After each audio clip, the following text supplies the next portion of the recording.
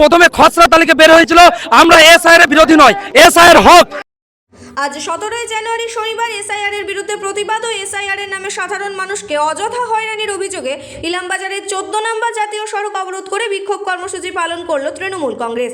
দলীয় কর্মী সমর্থকদের এই বিক্ষোভের জেরে দীর্ঘক্ষণ জাতীয় সড়ক অবরুদ্ধ হয়ে পড়ে।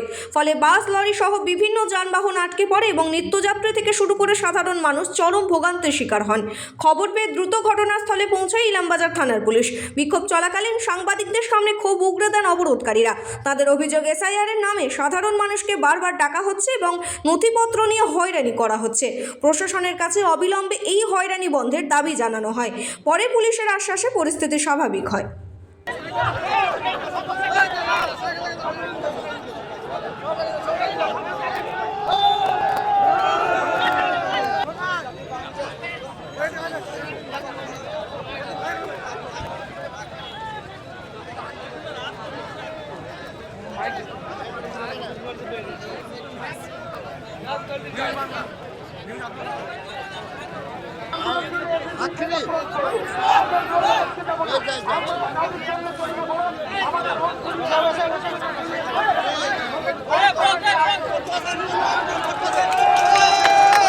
প্রথমে খসড়া তালিকা বের হয়েছিল, আমরা এসআইআর এর বিরোধী নয়, এসআইআর হক।